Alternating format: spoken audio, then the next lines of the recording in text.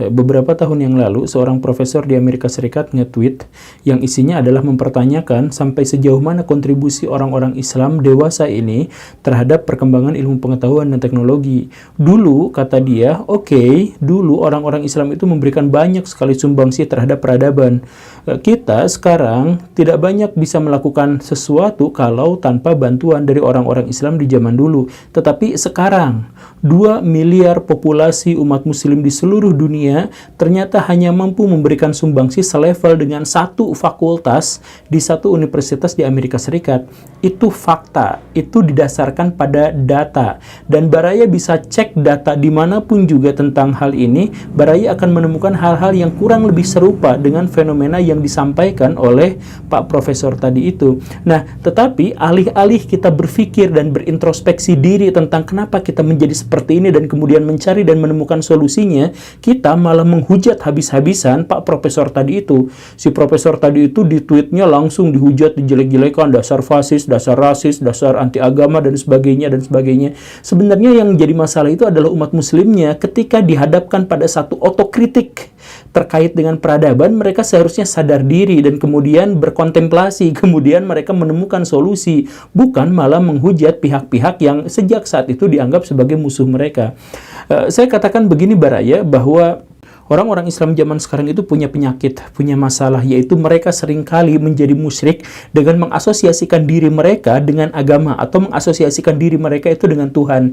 Misalkan, ketika ada seorang muslim yang bersalah, maka itu akan dibela habis-habisan kalau muslim itu berkonflik dengan orang-orang non-muslim, misalkan. Padahal si orang Islam itu ya namanya juga orang, bisa benar, bisa salah. Kalau dia salah, nggak usah dibela. Kalau benar, ya ayo kita dukung sama-sama. Kan semestinya seperti itu. Tetapi di dunia Islam saat ini, ketika misalkan ada seorang muslim yang salah, itu bisa sampai dibela mati-matian, sampai mati secara literal. Orang yang membelanya itu benar-benar membela, mengorbankan dirinya untuk mempertahankan si orang muslim yang bersalah tadi itu. Padahal kan ya kalau salah masalah aja Baraya, terima kesalahannya, kalau benar ayo kita dukung sama-sama. Nah, tetapi kita tidak akan banyak membahas tentang itunya, kita justru akan membahas pertanyaan dari Pak Profesor tadi itu. Kenapa dulu umat muslim bisa memberikan kontribusi yang sangat luar biasa terhadap perkembangan peradaban dunia, tetapi sekarang kita tidak mampu bisa melakukannya.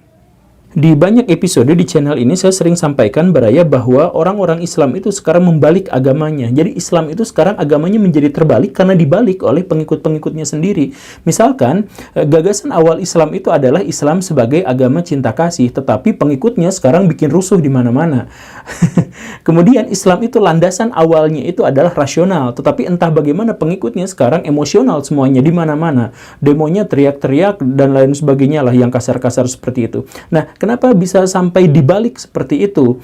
Kita di sisi lain juga tidak bisa memberikan kontribusi positif terhadap peradaban dunia. Misalkan pakaian saya ini memang batik dan mungkin saja dilabeli dengan merek-merek yang dibuat oleh orang-orang Islam, tetapi proses pembuatannya menggunakan mesin-mesin dan sebagainya itu sama sekali tidak melibatkan orang-orang Islam, karena orang Islam tidak mampu membuat mesin untuk membuat kain. Apalagi soal gadget, apalagi soal ekonomi dunia, apalagi soal pemerintahan tata global dan sebagainya. Umat muslim tidak terlibat dalam hal itu karena tidak bisa melakukannya. Adakah orang-orang Islam atau perusahaan-perusahaan yang berbasis Islam itu yang misalkan membuat drone, membuat pesawat luar angkasa seperti yang dilakukan oleh Elon Musk gitu ya dan sebagainya? Kan tidak. Kenapa tidak bisa seperti itu? Karena Islam itu dibalik. Saya ambil contohnya begini Baraya, kita mulainya dari yang paling awal. Generasi sahabat adalah generasi terbaik yang dipahami oleh orang-orang Islam. Apakah yang membuat mereka menjadi generasi terbaik? Apakah mereka memiliki ilmu keislaman yang sangat luar biasa? Ternyata sangat tidak.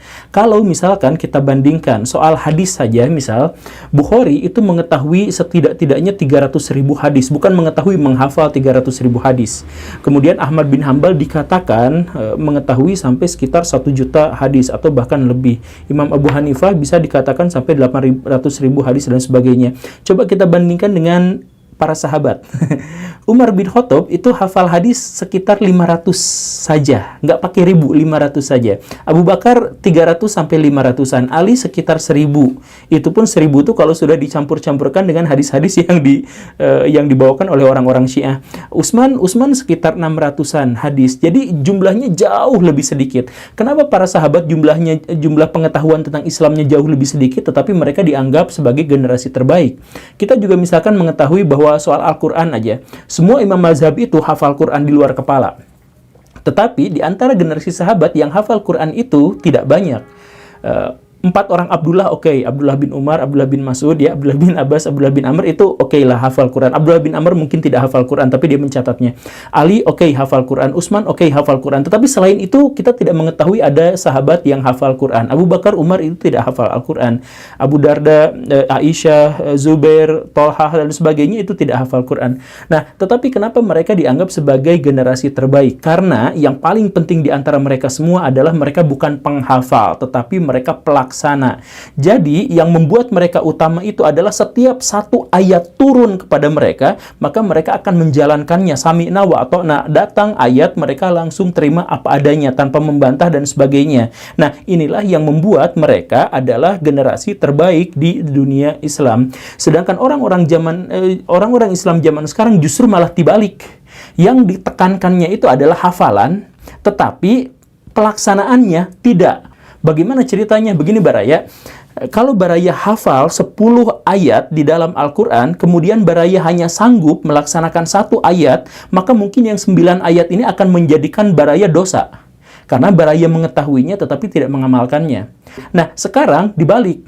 Orang-orang Islam dipaksa untuk menghafal Al-Quran, menghafal hadis, ilmu fikih, dan sebagainya, tetapi mereka tidak menerapkannya. Makanya Baraya lihat, datang ke sekolah-sekolah Islam, datang ke pesantren-pesantren, ikut pengajiannya, ikut sekolahnya. Di situ ada bab toharoh, bab bebersih. Kan di dalam Islam itu ada bab khusus tentang bersih-bersih, membersihkan diri dan lingkungan dan sebagainya. Ada babnya khusus. Tetapi ketika dibacakan itu, ketika guru-guru menerangkan tentang itu, sampah-sampah berserakan di kelas. Cirian, tandai, yang saya katakan itu pasti benar. Menjadi fenomena di dunia Islam. Jadi orang-orang Islam itu menghafal. Bab ini dihafal, bab ini dihafal, bab ini dihafal, tetapi tidak ada yang mau mengerjakannya. Seandainya saja orang-orang Islam mau menerapkan 1 ajaran Islam aja, misalkan tentang kebersihan, misalkan 1 aja, maka orang-orang Islam pasti akan memenuhi dunia ini dengan kebersihan. Pasti mereka akan berjuang habis-habisan dalam upaya untuk menciptakan teknologi ramah lingkungan. Mereka akan habis-habisan dalam upaya untuk mengurangi polusi dan lain sebagainya. Karena ada bab khusus di dalam dunia Islam tentang kebersihan, tentang memelihara kebersihan. Tetapi kan umat Islam tidak mau melaksanakan itu. Sehingga apa?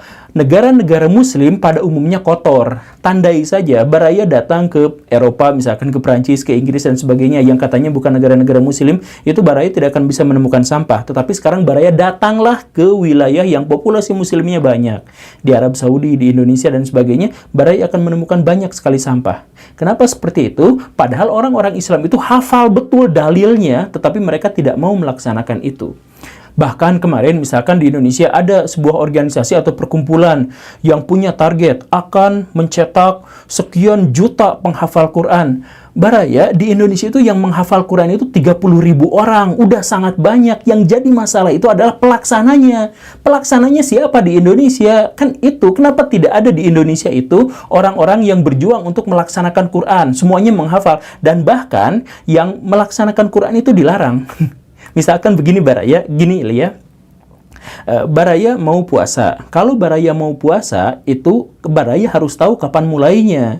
Kapan mulai tanggal 1 Ramadan itu kapan. Dan untuk mengetahui itu, Baraya harus menguasai ilmu astronomi. Maka menguasai ilmu astronomi itu adalah wajib sebagai bagian dari ilmu syariat. Tetapi sekarang kalau belajar ilmu astronomi itu dianggap sebagai ilmu dunia. Jadi upaya untuk menerapkan syariat-syariat Islam itu dikatakan malah ilmu dunia. Baraya disuruh untuk membuat masjid.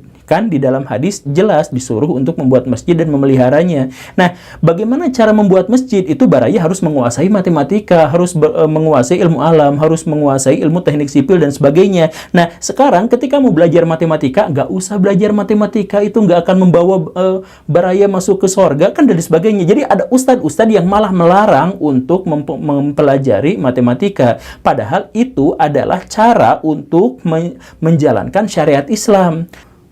Di dalam Al-Quran, Baraya disuruh untuk memikirkan tanda-tanda kekuasaan Tuhan. Nah, orang-orang Islam tahu ada ayatnya itu dihafal, bahwa kami wajib untuk mentafakuri tanda-tanda kekuasaan Tuhan. Itu dihafal, tapi nggak ada yang dikerjakan.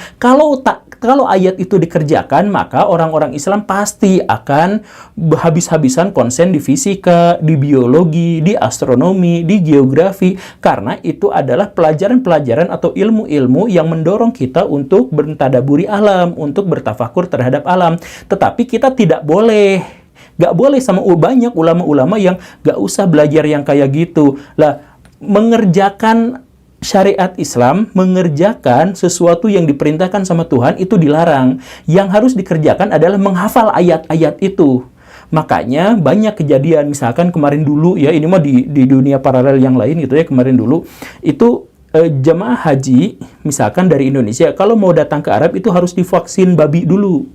Vaksin suntik ini kenapa? Karena di Arab Saudi itu kan ada penyakit-penyakit tertentu yang kita mungkin tidak terbiasa untuk itu. Maka untuk menyelamatkan nyawa kita harus divaksin. Sayangnya, karena orang Islam itu tidak bisa membuat vaksin, maka vaksin itu harus diminta ke negara yang lain. Mungkin Belgia atau Italia yang semacam itulah ya. Nah, karena negaranya itu adalah non-muslim, maka wajar saja kalau mereka menggunakan babi. Tetapi orang-orang Islam langsung ulama-ulamanya berfatwa, ya udahlah darurat, nggak apa-apa, suntik aja babi gitu. Jadi banyak orang-orang Islam yang sebelum berhaji itu tubuhnya bersih dari babi, tetapi setelah pulang dari haji malah jadi ada babinya di dalam tubuhnya. Nah, kenapa seperti itu? Karena orang Islam nggak bisa bikin vaksin. Kenapa? Karena ayat-ayat tentang haji, ayat-ayat tentang teknologi dan sebagainya itu dihafal, tapi nggak ada yang mau menjalankannya.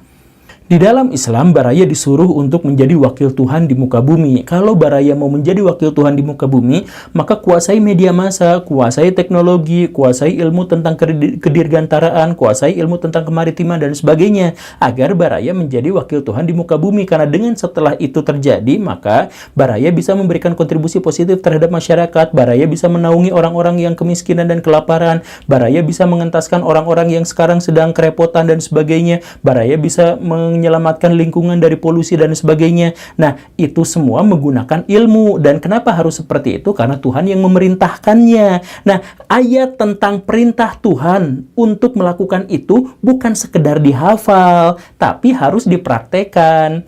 Baraya di dalam Al-Quran, misalkan ada kata-kata bahwa Baraya itu akan menjadi pendusta agama kalau Baraya tidak berkontribusi terhadap pengentasan kemiskinan. Nah, ayat itu bukan hanya dihafal, tapi itu direnungkan lalu dilaksanakan, bahwa sebisa mungkin Baraya harus menciptakan ilmu ekonomi yang sebaik-baiknya, memahami ilmu ekonomi yang sebaik-baiknya, agar Baraya bisa mengentaskan orang-orang dari kemiskinan, agar Baraya bisa memberikan bantuan yang sangat signifikan terhadap orang-orang miskin. Bukan hanya memberikan bantuan sehari itu saja, tapi menciptakan sebuah sistem ekonomi yang sangat baik. Kan begitu. Nah, jadi rumusannya itu begitu. Tetapi setiap mau belajar ekonomi, jangan itu ilmu dunia. Yang lebih penting adalah fa'ala yafilu fi'lan, doroba yadribu dramben. Yang diajarkannya yang seperti itu. Lebih anehnya lagi adalah bahwa ketika belajar matematika dianggap salah, ketika belajar fisika itu dianggap ilmu dunia dan sebagainya, yang harus dipelajari adalah ilmu fikih. Ilmu fikihnya ilmu yang salah. Jadi Baraya begini ceritanya ya. Ilmu fikih itu dalam sejarah manapun, itu generasi sahabat, generasi tabi'in, generasi tabi'ut tabi'in, generasi imam mazhab dan sebagainya, itu fikih yang dimaksud itu adalah bagaimana caranya mengimplementasikan ajaran-ajaran di dalam Islam secara teknis dan praktis dalam kehidupan keseharian. Itulah yang namanya fikih. Begitu. Nah, jadi ada Quran, ada sunnah, tetapi dalam implementasi hari ini itu bagaimana menerapkannya, ini itulah yang namanya fikih. Nah, yang dilakukan oleh orang-orang Islam zaman sekarang itu bukan belajar fikih. Yang dilakukan adalah fikih Imam Mazhab anu, Imam Mazhab anu, Imam Mazhab anu, Imam Mazhab anu dihafalin. Jadi coba Baraya cari yang dimaksud dengan imam fikih zaman sekarang itu adalah orang yang mengetahui perbedaan pendapat antara imam-imam mazhab dan mengetahui persamaan di antara imam-imam mazhab dan mengetahui ijma di antara mereka dan sebagainya. Bukan mempelajari fikih yang sesungguhnya sangat konstruktif. Kalau soal penerapan, kalau soal pelaksanaan, kalau soal mengamalkan, orang-orang Islam nggak mau. Yang dilakukan adalah menghafal fatwa-fatwa ulama yang hidup 1300 tahun yang lalu. Maka wajar saja kalau orang-orang Islam akhirnya terpuruk, terpenjara di masa lalu. Mereka tidak bisa memberikan kontribusi untuk hari ini.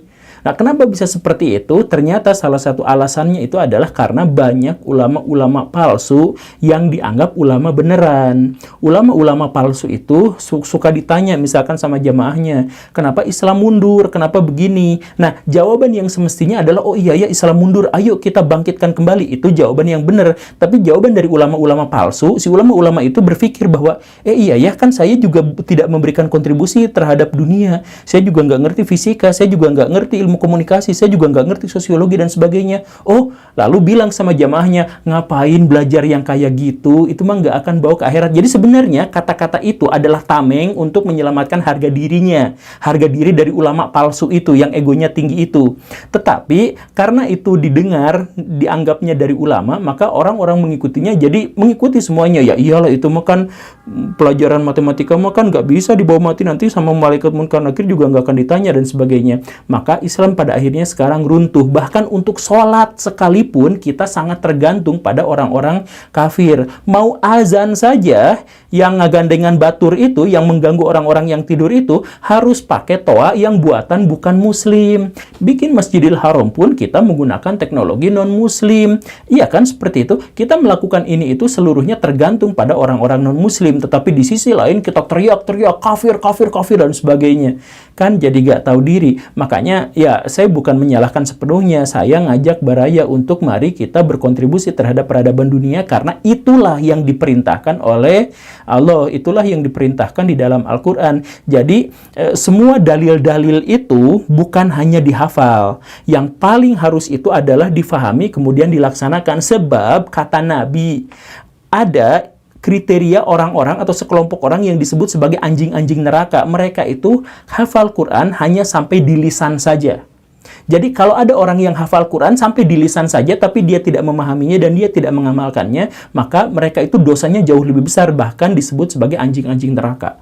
Saya harap sih Baraya tidak termasuk yang seperti itu, dan jangan, amit-amit jangan yang seperti itu. Dan karena itu, marilah kita sekarang menjalankan syariat Islam dengan cara berjihad, mengeluarkan seluruh potensi yang ada pada diri kita untuk melaksanakan apa yang diperintahkan dia dalam Al-Quran dan Sunnah.